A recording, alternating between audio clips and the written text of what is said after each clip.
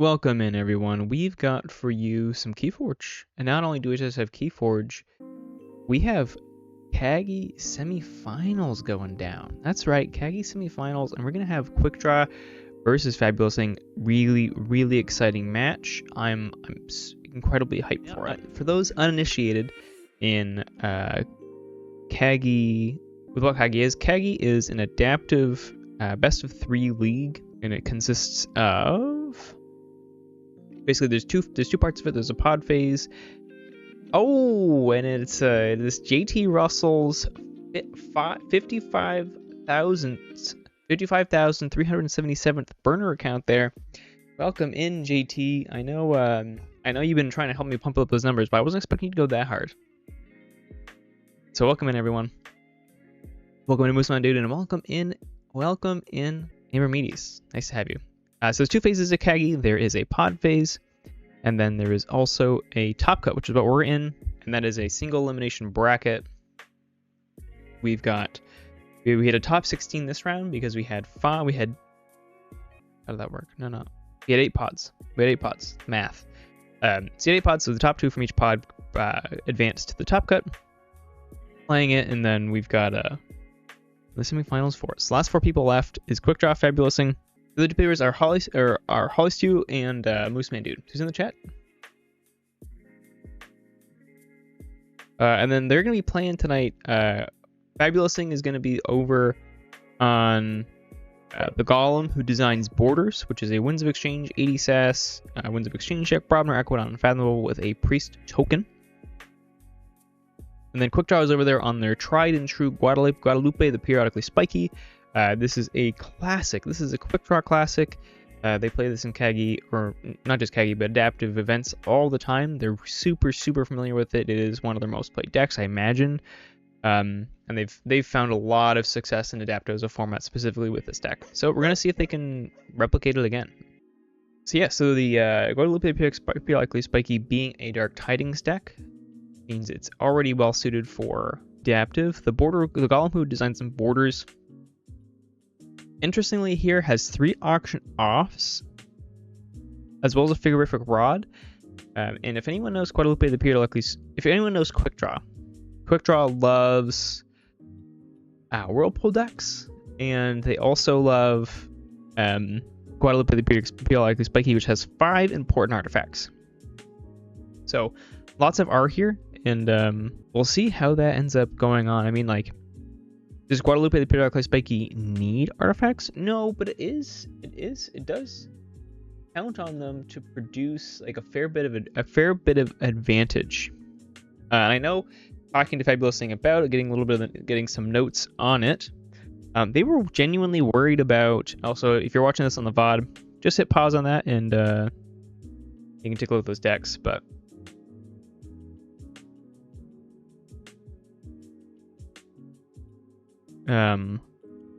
they're really worried about Whirlpool.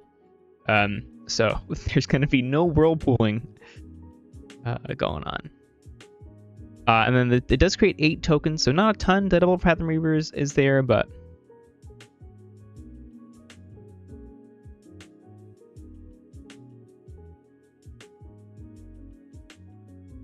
let them know they're good to start.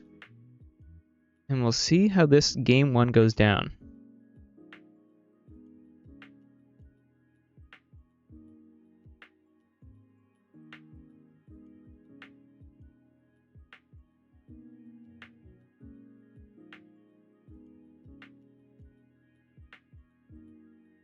Yeah, Fabulousing came prepared, but not necessarily prepared for Guadalupe. Instead, came prepared for Whirlpool. Sorry, I keep losing my train of thought here tonight. I don't know. So we got a Might Club and a figurific route. So like nothing really matters to get purged. Like I think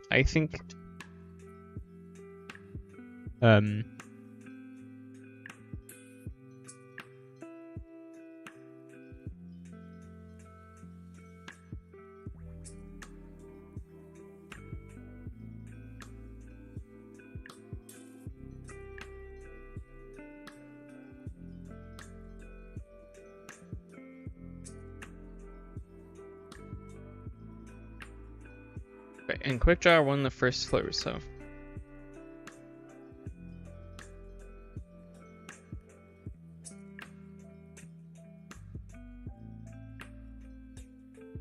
And then Guadalupe will always be going first in this match because we did have a rule change in KAGI that the deck that goes first in game 1 goes first to the rest of the match. So that's a rule change we implemented last season. We've carried that through this season, and so they'll just make sure that is implemented. I forget about it personally, so just good to give reminders to people when they can, especially when it's not when it's not the status quo, it's not what we're used to. So it is a change we're testing out to see if it creates a little bit more fairness and like the bidding and stuff like that.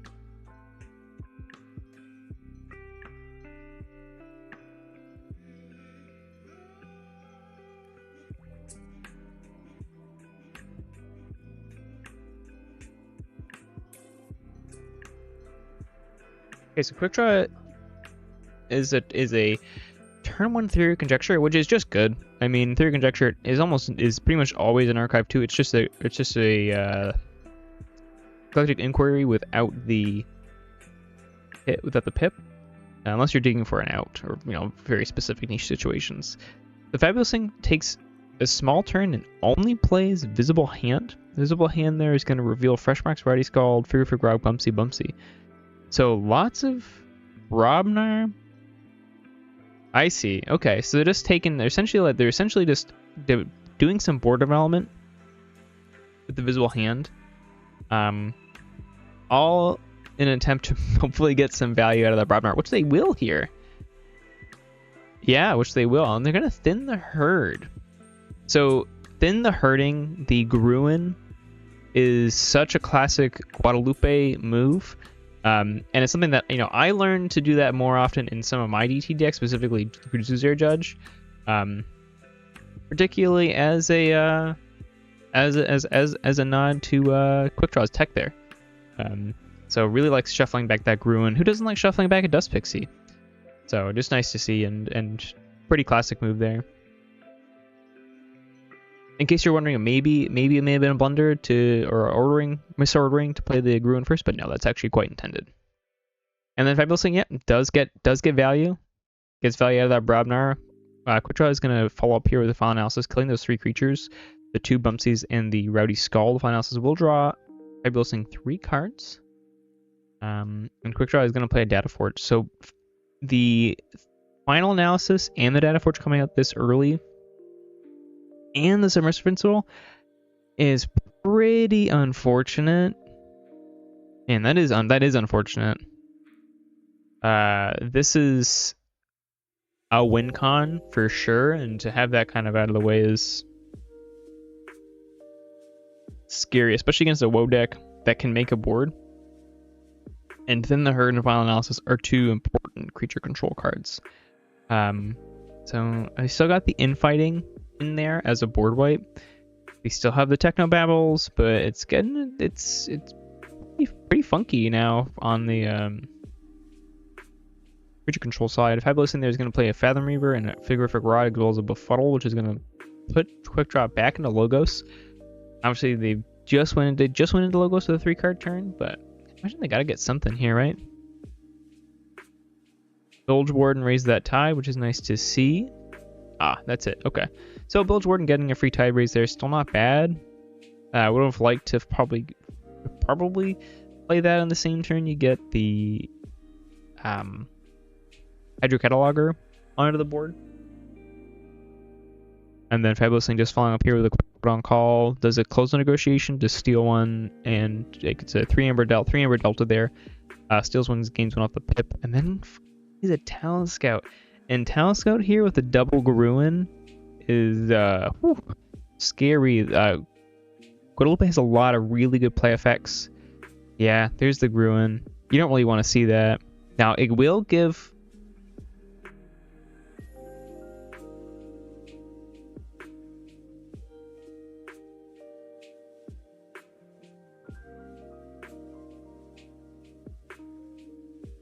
Quick draw... Wait.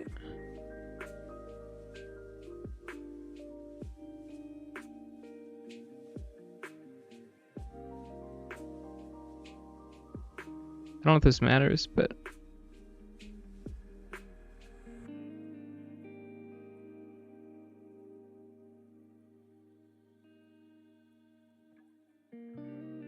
and Fabulousing, because it's as if you played it.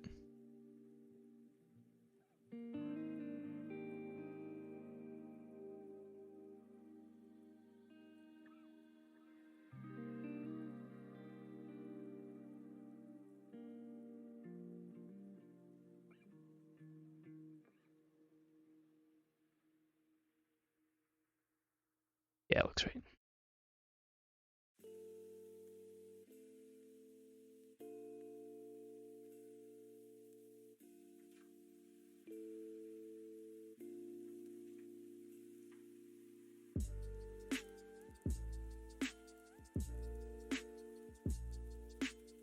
Man, Fabulousing out here over to a really, really good start. She's on fire.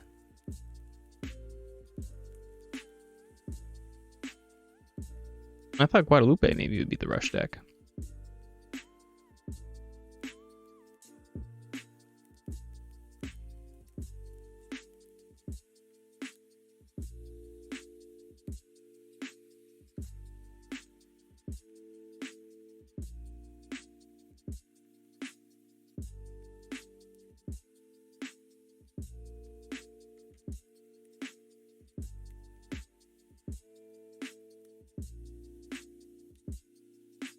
Mental Tree says the upgrade happens all the time. You drag it onto the screen, and it's such an easy mistake to make. You drag it on the screen, I think it's going to give you the option to play it as an upgrade instead, but no, you have to click it in hand and then go over to the option.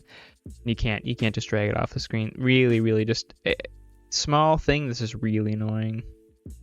So Xeno Training is going to come down, and that's going to capture. Yeah, it's going to capture 3. And you're not gonna be complaining about that.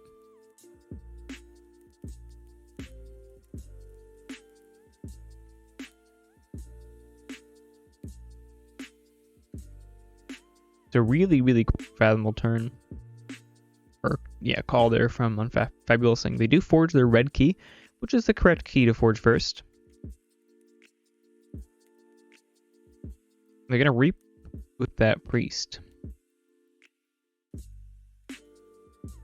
Ooh, and we've got a Abyssal Sight. Now that Fathom Reaver is not dealt with for quick draw, and I wouldn't really expect it to be given the yeah, red key all the way.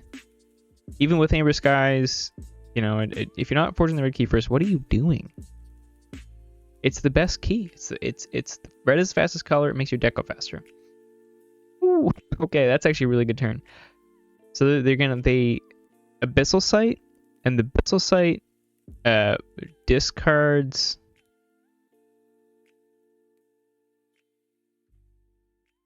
Static Collection Array.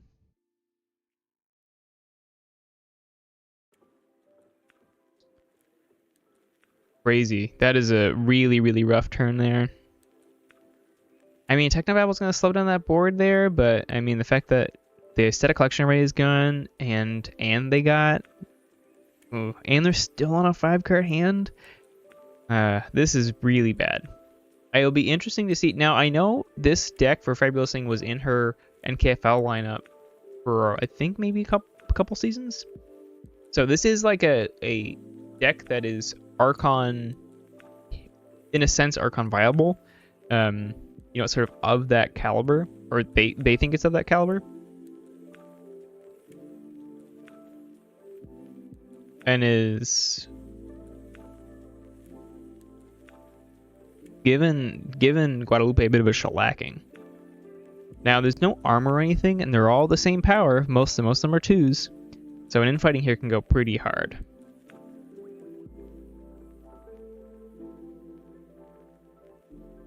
It's just the nature of this.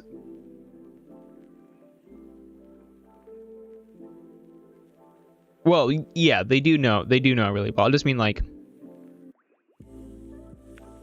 I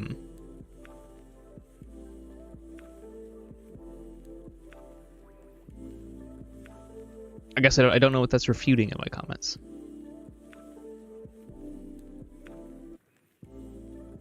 Grimtorch Tooth is gonna fight into that cheetah. And with that splash attack is no. There's no hill to climb. See what you do. This game is just getting information. I have seen Guadalupe come back from tougher. Okay. I appreciate it.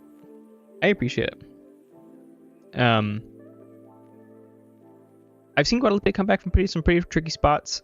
This is a very, very tricky spot, and I think you kind of need the Alpha device is already gone. Alpha device got hit, and that would have been a really nice bit of tech here, because like stopping the board from getting a lot of usage already, and like that allows your technobabbles. This is game 1, yeah. I got the score up on the screen, so as long as I don't forget to change it, it'll you'll know which game it is.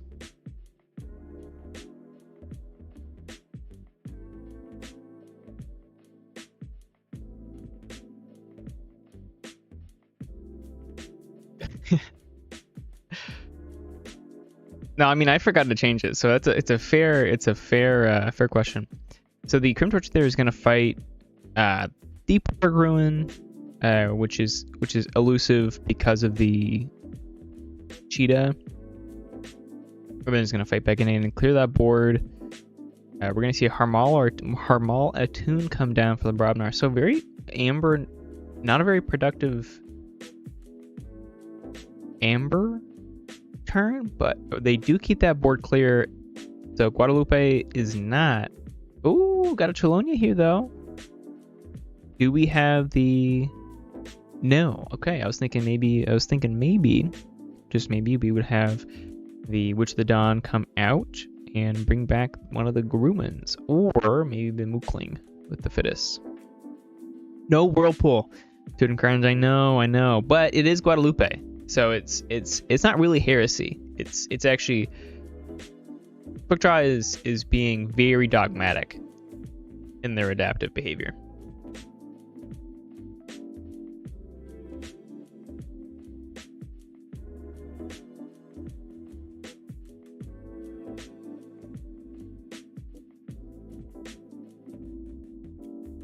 And it's probably for the best, because Fabulous Thing's deck has 3 auction offs.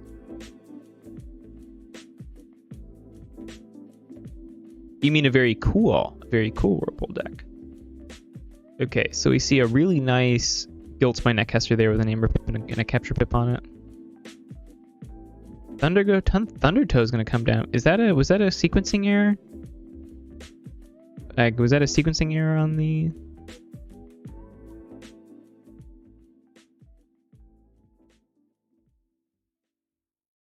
I don't know if that was that kind of seems like a sequencing error to me. Because you could have one more creature on the board, unless you really want that reshuffled in like 3 turns. Could be. So we see Star Alliance, and they have been under the effect of that Fathom Reaver since like turn 3.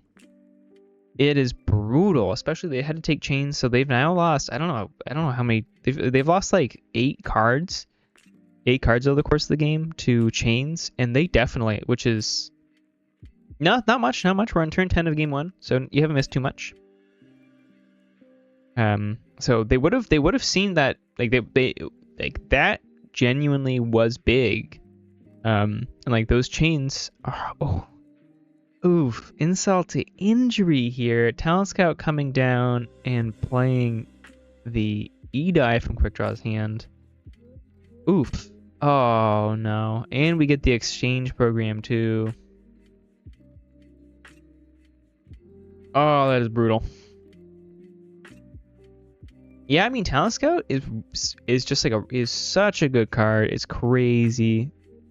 Especially into decks that have really good play effects.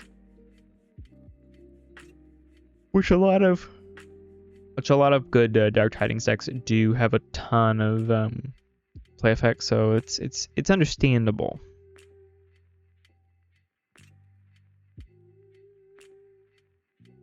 Understandable that the talent scout will be getting value here. There's the infighting. Too late, too little, too late, unfortunately. But the infighting is something at least. GG. So like I said, this is it's not crazy out of reach. We'll see what it looks like after game 2.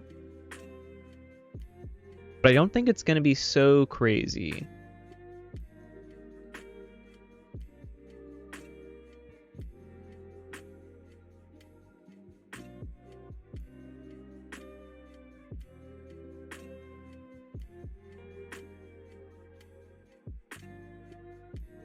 That's true.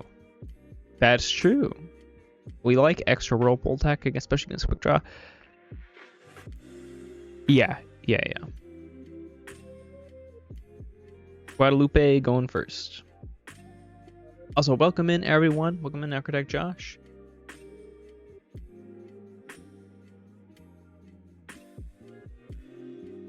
And if you don't haven't already, make sure you follow that hit that follow button on my Twitch page so you never miss when I might go live with another KAGI match.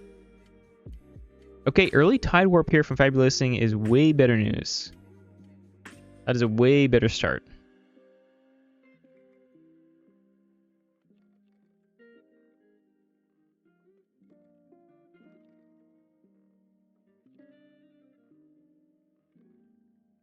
I think Tide Warp really just enables a ton in Guadalupe.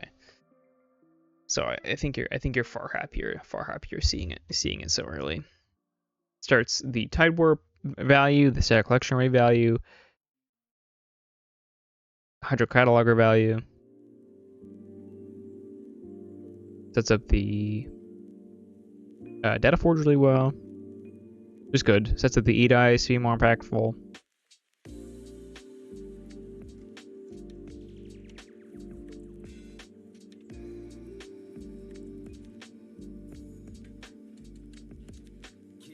Quick draw there with a Unfathomable turn, just playing a 3-card turn, Gullspine, Netcaster, Toxic Venom Mana, and then a Crushing Deep. So just moving some cards, gaining some amber, nothing crazy, just hand shaping. Just developing the board and hand shaping. And again, we're gonna see a Equidon call here, so we're gonna see two belligerent guards come down, one with a capture pip, and that's gonna capture onto that Gullspine Netcaster. I appreciate it does have a resist now, but I think I'd rather see it onto something like the Bumpsy, especially within the herd around. Something that had a little bit more sticking power. Especially when Guadalupe has such few creature control answers. And when you actually kind of want to be an Unfathomable a little bit because you got the tokens, you're a little incentivized to go into it. So I would have rather it see it go on to something else, I think. But quick draw knows. Yeah, Quick Draw is going to give Fabulousing a taste of their own medicine with that Talent Scout. I'll see if they get a hit nearly as good as what Fabulousing has been able to catch. Yeah, you're looking. I think you really want. Cholonia is really good too. Yeah. It's in the same. It should be in the same window. It's in the plate window.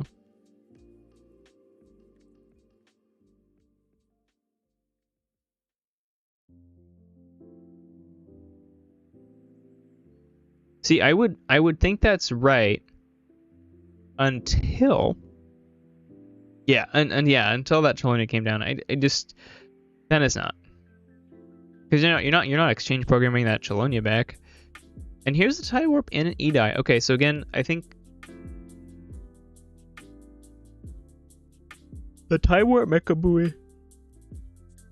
The Tide Warp Mecha Buoy combo being online turn 4 as opposed to never showing up for quick draw, much better place. Both E-Dies down though. That's some important creature control. Sorry, not creature control.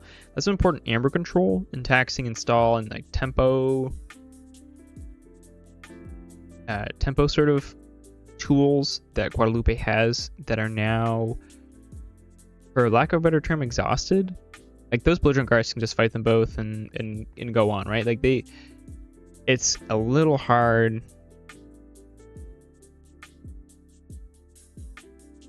to have both those gone. But obviously there still is a Witch of the Dawn if they're really desperate.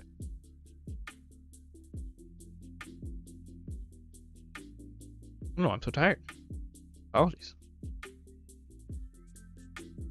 But we do see a 7-power Tell Me Steelheart. I really like how this line is set up though for... I really like how this line is set up for infighting. If I'm reading the battle line right. I'm always so confused. I always have to double check. If it's like... or if it's like that. If it goes left or right. I remember. On TCO.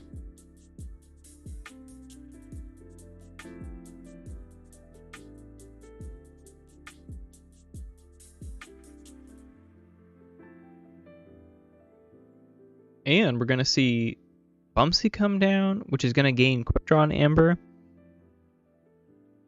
Man, that's actually really good. Fresh Marks is going to blow up the Rowdy Scald.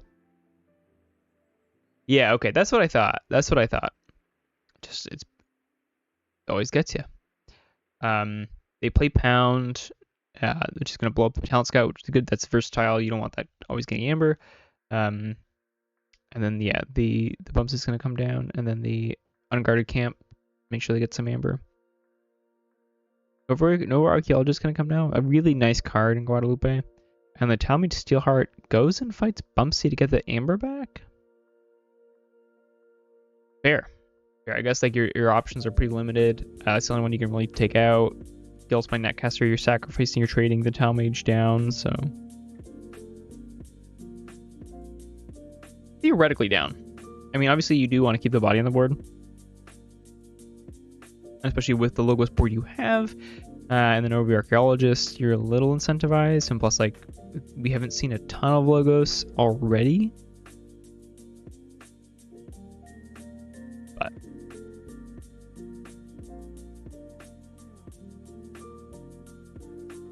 So if that's the case, I don't like this play of the Nova Archaeologist, but... I guess you're saying the Edis are along for this world, and you're happy to get them sacked to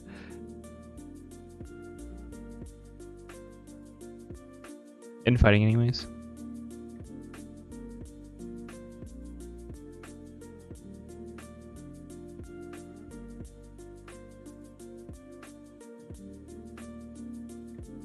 Quick Draw gains the Amber for the Mecha Buoy, which is really nice. No sneaky check there though, with the key cost being 10. Get a Harmalar Tune. That's actually really nice. So here you just trade the Bumpsy into the Tillman Steelheart. Play it back out. Get Chelonia value too. Like you get Chelonia value and you get... Oof. Baby, that's really good. What's not good here though is... I mean...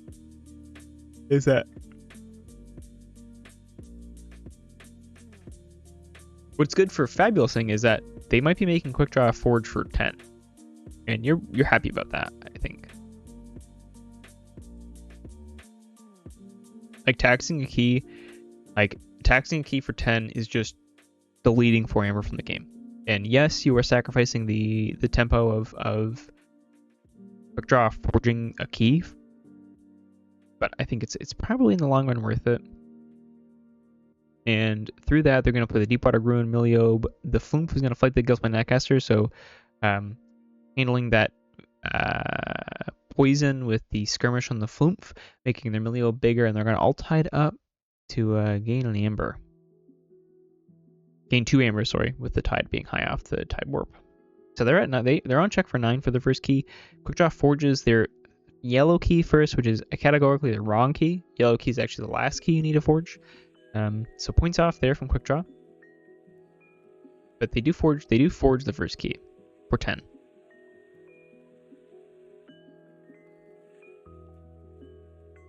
With the Harmalar Tune still on the board.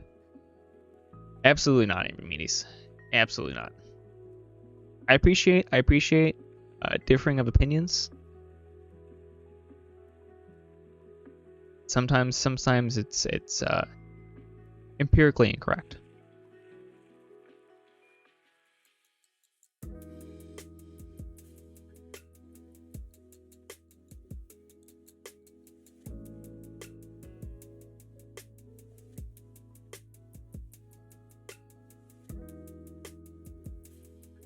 Okay, so quick draw is gonna come out with a Brobnar turn here. Again, I think it's smart. You've got a Harmaler tune. You don't know how long you're gonna have this Brobnar board and this Chelonia. May as well make the most out of it. Trades with the Fuzzy Gruin. Oh no. Fades with this, trades the Shield You later. Okay, and then uses that to take out the to fight the Floomp and then take out the E-Dies. They Strato Smack their I love to see it. Love to see it. I knew there must have been something else going on. So they're gonna Strato Smack their own Bumpsy to not only make a token, but also get to replay the Bumpsy and gain some amber off of the Cholo. Oh, tide's not raised. That's unfortunate. However, I guess, yeah, you don't really want to take the tide there, even if it does gain you 1 amber, because the tide warp and stuff is going to bring it right back. So, reasonable. But that will make them lose 1 amber too. Harmal Attune, getting a pretty good Harmal Attune value from out of Fabulousness deck here from Quick Draw.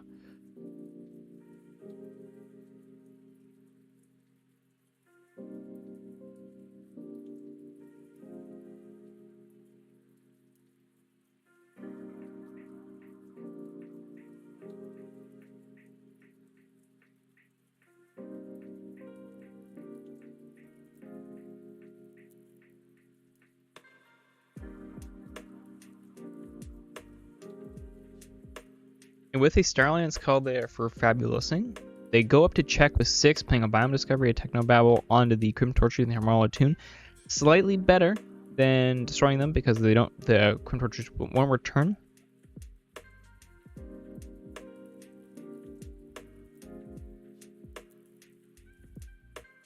And they get the tide back off of the Biome Discovery, which is really nice.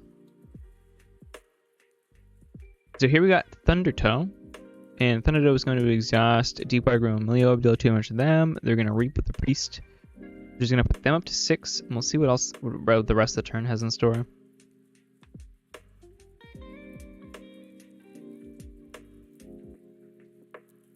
Okay, so we got another Guildspine Netcaster here. Again, not worth taking the tide for.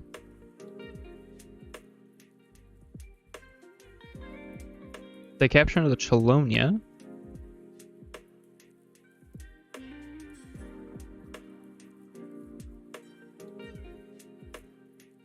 And now I imagine those amber placements are probably for the exchange program.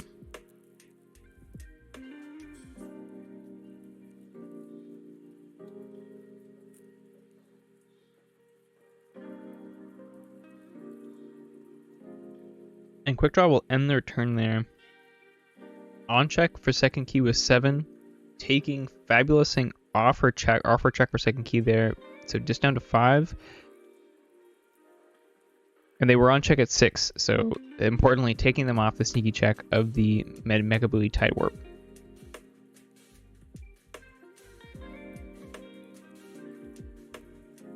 Then the Herd, okay, that's good. Then the Herd here is good. So they're gonna get. So yeah, they're forced to get the 2 Guildspine Netcasters, the Chelonia, and a Harmaler Tune. Okay. We're all right. That Melio was 6. Ooh, that's a big burst turn. We're going to see a Deepwater Ruin come down. And we're going to see Witch the Dawn, which is going to bring back Mookling. That's really nice. And they're going to tax for 8. That is a nice turn. Quick Draw does, of course, gain an amber off of the Tide Warp Mecha Buoy interaction.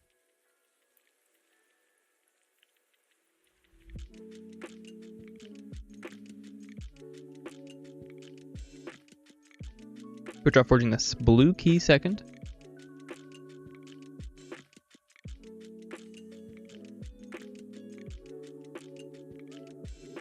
We're going to see an Equidon call here. So we haven't really seen an Equidon turn in a hot minute. We're going to see an auction off, purging off the Tide Warp, and then it's going to purge off the Mecha Buoy.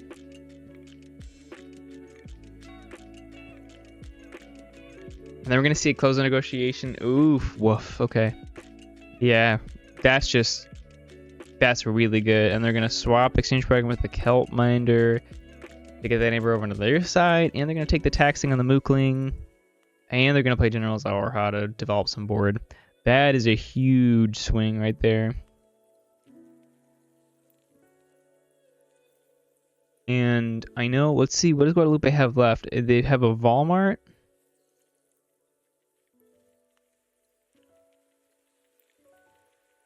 They have a Walmart. They have Submersive Principle, which can still do it. So Submersive Principle is available. Walmart can't do it anymore. I think it's just Submersive Principle.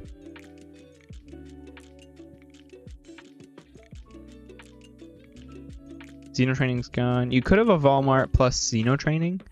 Nope, there's only one. Never mind. Nope, my bad.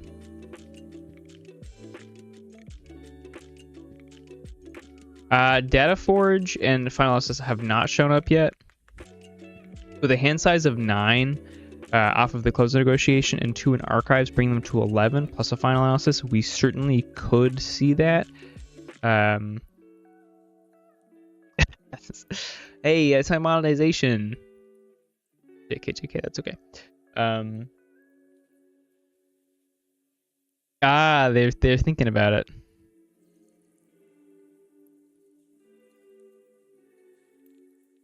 Yeah, the problem is it's plus 10, and with the Mookling will be dealt with, thankfully. But it's kind of a problem of they'll get to 3, so we'll draw 3, so they'll be at 11, 10, draw 3 to 13. But they need to generate essentially plus 9, right?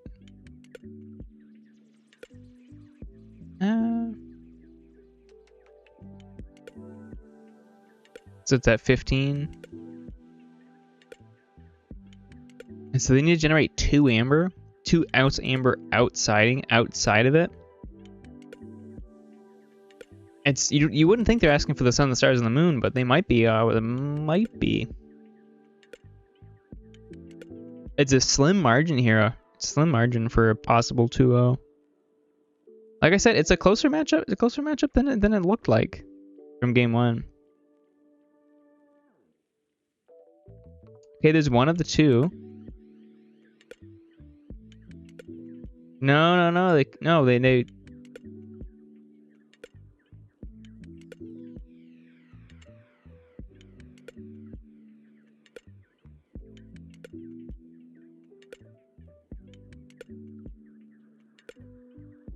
So there's some Submersive Principle. There's a Final Analysis. They didn't draw their archives, so they can't win here.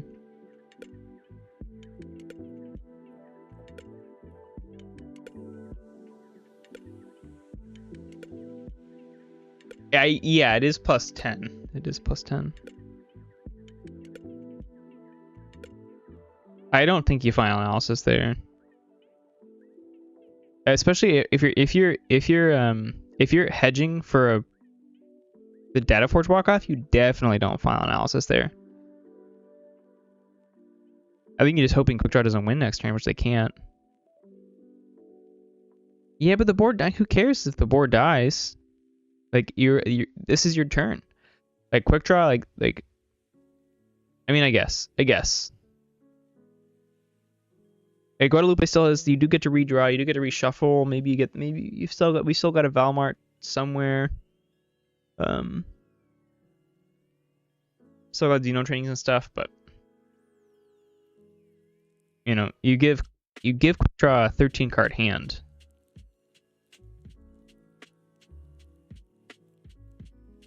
I guess personally, I would probably say like, hey, I've got 5 cards in archive now. I don't need to play the Final Analysis. Like I'll drop to 6. That brings me to 11. I can Final Analysis next turn.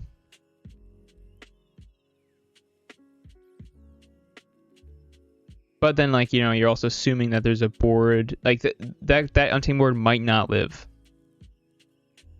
So I also understand that of like wanting to get that advantage, wanting to get to not only nullify their board,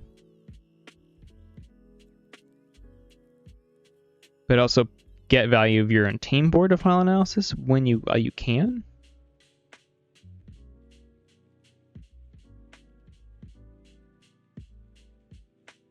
Ooh, Abyssal Sight here is really bad. I didn't check the discard. We would have known it was in there. We would have known it was in there.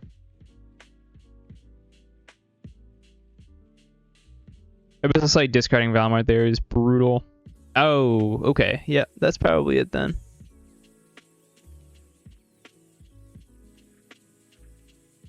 Yeah, that's surely it. GG, well played, quick draw. Well played, quick draw.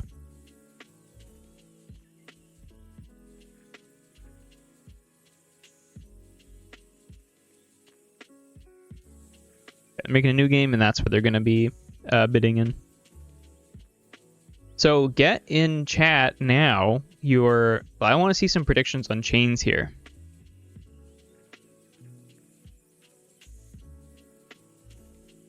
This is the juicy part. So let's see some chain predictions. I don't think it's that far off. I think any 3 chains and below I think is pretty meaningless for a chain bid, if I'm being perfectly honest. So I think it needs to be above 5. 7 chains is pretty reasonable. Is it a full 7 chains? Is it like an 8 amber difference? I don't know. I don't know if it's an 8 amber difference.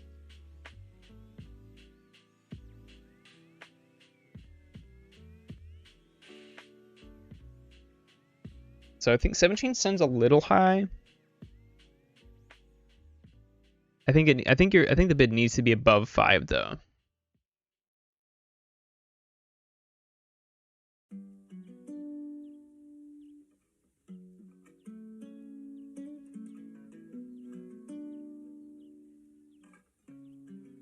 And don't forget, Guadalupe is going first as well. So that's also going to affect the chain bidding, because the chain deck here will be going second.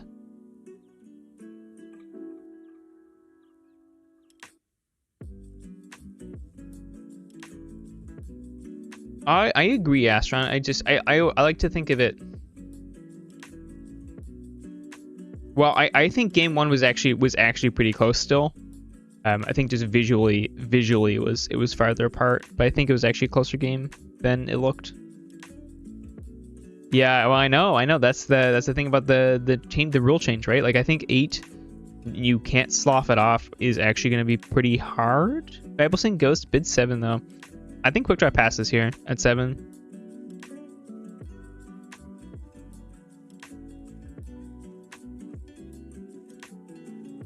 Quick draw bids 8. That's high. So I think Fabulousing 7 chains isn't all that much, but it's not that the matchup doesn't seem that disparate to me. I think game 1 for Guadalupe was bad. It had a lot of answers early, and then the infighting was super bottom decked, and was never able to deal with that Fathom Reaver. So it was like under the effect of it the whole game. So I think like game 1 was like a lower end of the Guadalupe performance. Game 2 I think was more emblematic. Helplessing bins 9, you definitely pass it. Yeah, you pass it.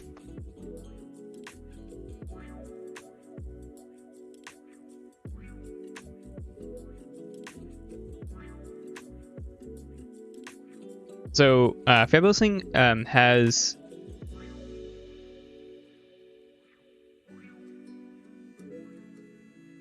Fabulousing told me before the match that she's been going through a whole new strategy this season for adaptive, where they're specifically always looking to play like hard forcing their own deck in game 3.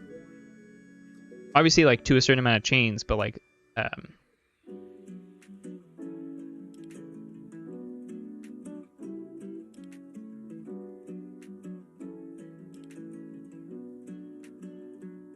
so I think like 9 makes sense since they're trying to force playing their own deck.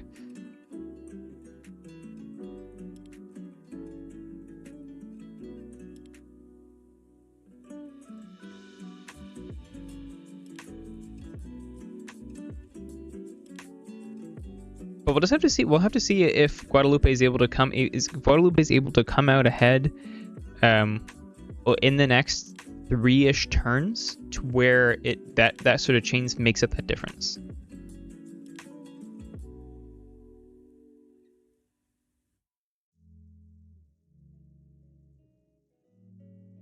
I totally agree. Totally agree, and I think like even just something like a turn 1 visible hand, and like the multiplicative bodies like the Fathom Reavers can all be ways to slough chains. Like they're already like we saw close negotiation, auction off, belligerent guard to reap. Like that is we're already on six amber here with at the end of turn 2.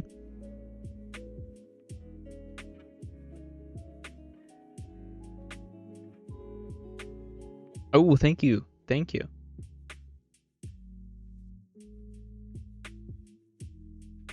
Appreciate that, Amarinis.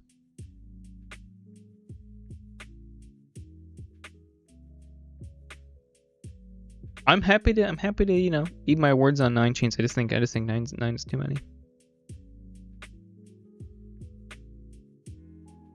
Yeah, I'm happy to be wrong. I don't think and like I know quick draw doesn't go into biddings with a number. They go away vibes, and obviously the vibes are right for 8 for them.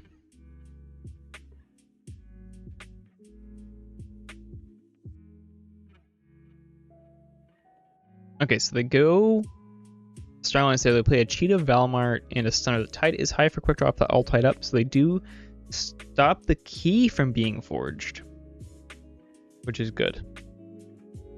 Gives them an opportunity to tax. We're going to see a fresh marks come down, which is going to blow up. Did that blow up? Destroyed the Fathom Reaver. Interesting. Yeah, they didn't have tokens, so I guess that's reasonable. But them dealing with the Fathom Reaver for quick draw, that's pretty nice. And that the fresh marks is gonna exalt Walmart, Cheetah, and the Flumph.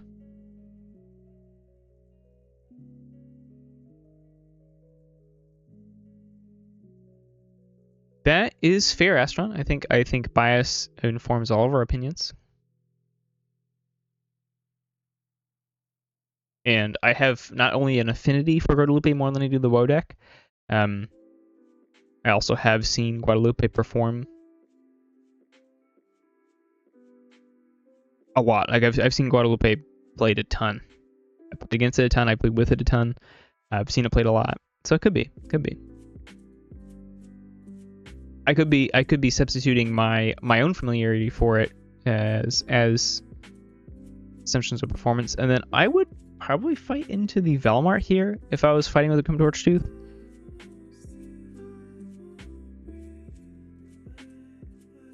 Yeah, I think this has been a fun matchup. Yep. Okay. So Fabulous-ing, her and I are on the same page there, fighting with the Grim Torchtooth into that Valmart. Just getting that elusive off the table and getting that Edie, I think is good. And like game 2 was a lot closer, but it was a lot closer off the back of a Tide Warp a really early Tide Warp in Mecha Buoy. And none of those have come out yet for a quick draw. And now we're on 4 chains for Fabulous-ing, and I think this deck is probably not feeling those chains too much at this point.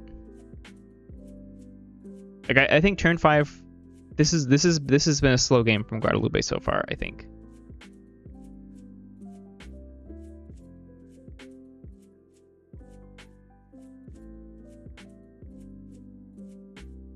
Interesting to stun the Belligerent Guard and not stun the Grim Torchtooth. Ah, and that's why. All sequencing. And that Thin the Herd, putting back the 2 Deepwater Groons, honestly just really nice. I think it's so much better to have those pips in the deck to redraw again. I think so. She's got to be thrilled. Like being the first to forge red key, by the way, red key, that's the correct key. Being the first to forge anyways, having gone through half your chains more than half your chains, like 3 chains, like that's, you're just really happy to not be a key down. I think in 3 turns from now, like by the time the chains run out, Guadalupe wants to be a key up. Like Guadalupe wants to be on key 2, have key 2 in the bag, so that it can actually control the tempo. So it can make the Fabulous Things deck respond to it.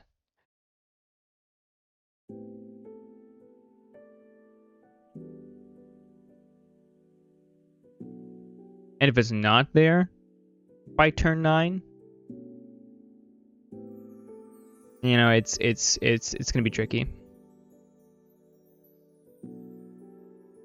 But based on what we've seen, you know, there's still like Summer's Principle's gone, Nida's gone, Valmar's gone, which are 3 in his unit training. So 3 pretty big ammo control cards there. Catch and Release. Oh, Catch and Release 2, which hits the Witch of the Dawn. And the Witch of the Dawn there is pretty hurtful. So we're gonna go to Starline. It's called the Biome Discovery. Which looks at the top 2 cards of their deck and discards a Milliobe. Oof, that is a rough little time walk there. That is a rough time walk there for Quick Draw. But that does reset the chains a little bit. So always something to think about.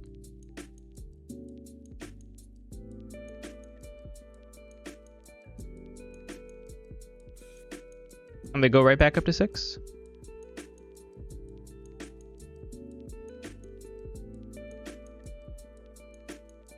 The Higher Arm making a Priest, and that Belligerent Guard getting a read. So a pretty small turn, all things considered, but... And I wonder what they just wanted to go to 6 there, or if they were trying to handcraft towards something. Set up a bigger Unfathomable turn for later. So we're going to see an Untamed turn from Quick Draw. A big Untamed turn. We're going to see a Chelonia come down, a Mookling, and then a Flume and a Deepwater Groon. If I'm being honest though, I would like to see the Mookling. Yeah, I know Quick Draw is playing around their own infighting, but I actually would like to see the Mookling gnaw on a flank, very specifically because of the exchange program.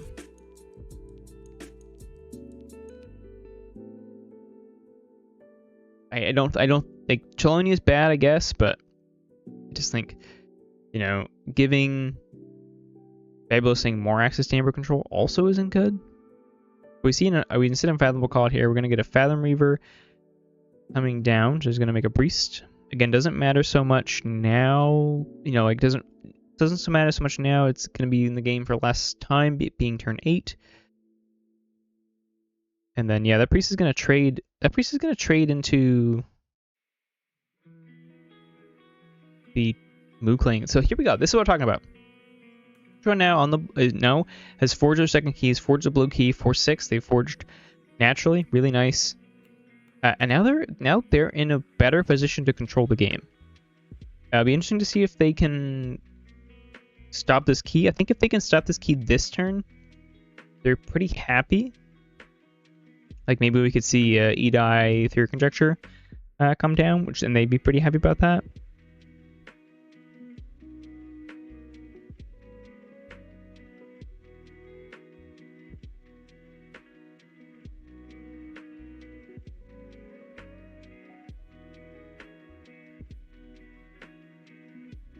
Draw thinking here. And we know the closer negotiation is gone as well. We don't have to worry too much about that. The Crushing Deep is gone. So we got 3 Bumpsies, which is problematic. Right? 3. Sorry, 2. So still got 2 Bumpsies, which is problematic. Unguarded Camp, which I imagine Fabulous Thing can probably get to a creature positive board state pretty quickly. They're only 1 off now. So Unguarded Camp could capture a couple. And then the Abyssal Sight is still available to if Quick Draw is hoping to hold on to a combo, that might not be an option.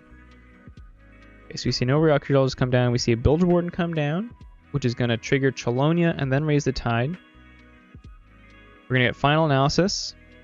Data Forge. Oh, nice. Wow, okay, that's amazing. I was not expecting that walk-off right then and there. Wow, that's that. Well played. Well played to both. Yeah, like I said, I mean, even if like if such a tough thing when the Abyssal Sight's lurking, right? It's always possible for that to get discarded. I don't know which one was in the archive.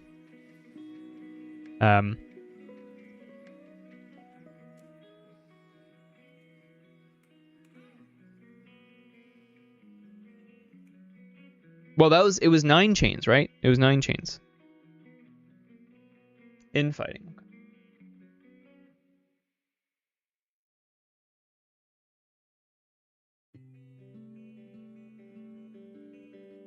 That is a spicy, yeah, Quickdraw is also fearing the Abyssal Sight last turn. I agree. That is a very spicy walk-off.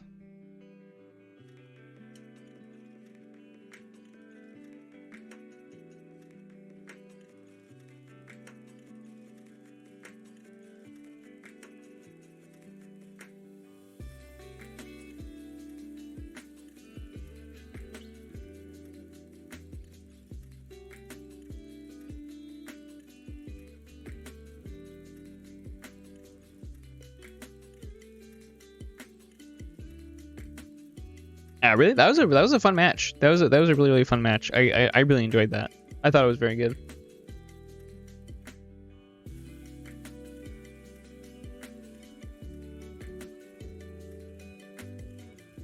I would ask what number, but I know Quickdraw doesn't come into them.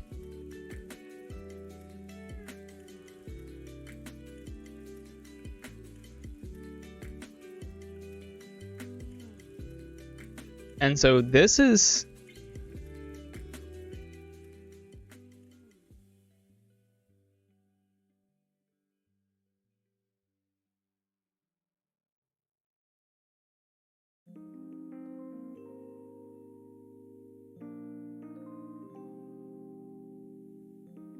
I think the chains were close to right.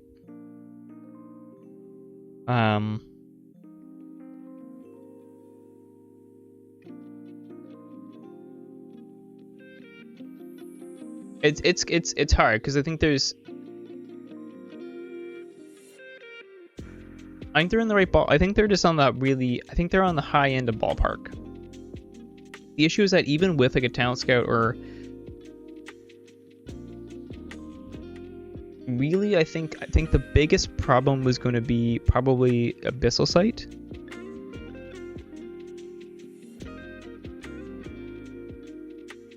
Rather than a talent scout or a exchange program. Although, like I said, if the exchange program got like got the Mookling, that could have been very bad. So.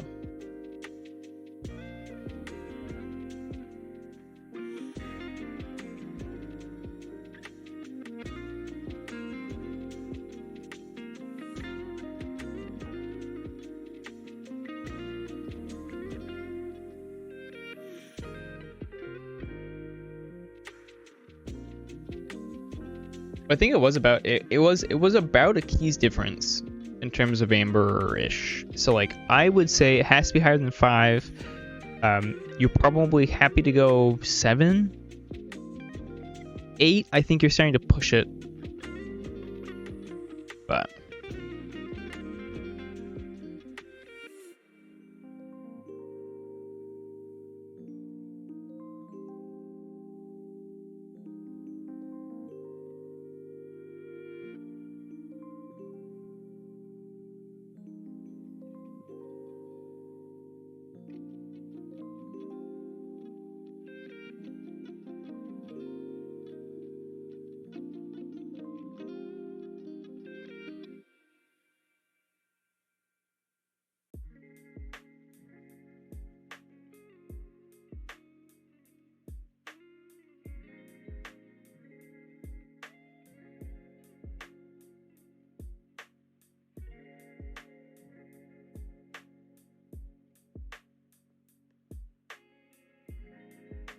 Yeah, Fabulousing is a one-time KAGI champion.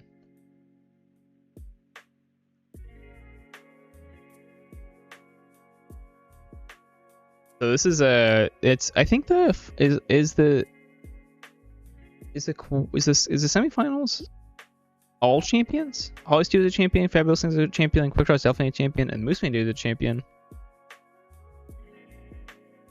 Or is Mooseman Dude not a champion?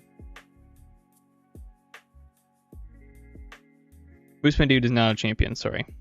They got very close though. So all but Mooseman Dude is an adaptive champion. Mooseman Dude has done very well in adaptive. So really cool to see.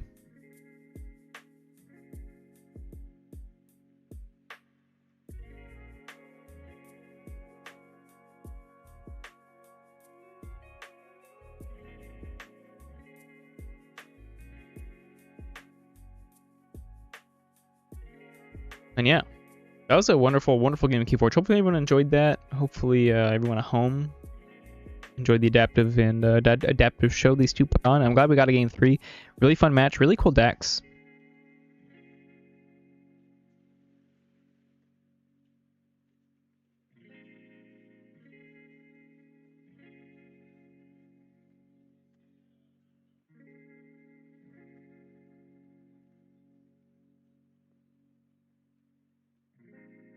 These are the two decks. We got Golem, who designs borders, and Guadalupe periodically spiky.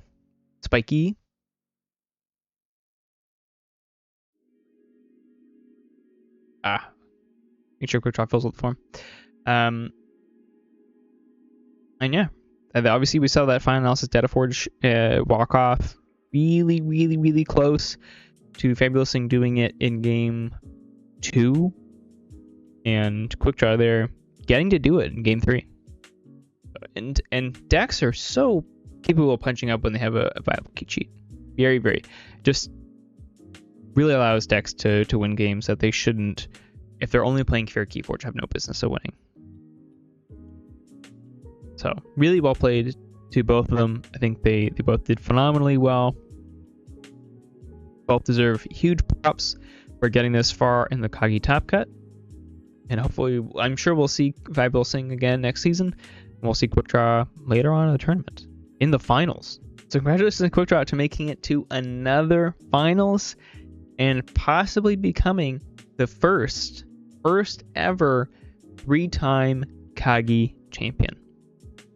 So keep an eye out for that. We're going to have some special coverage for that next week sometime. All right, everyone. You have a good night. I'll catch y'all next time. Peace, everybody.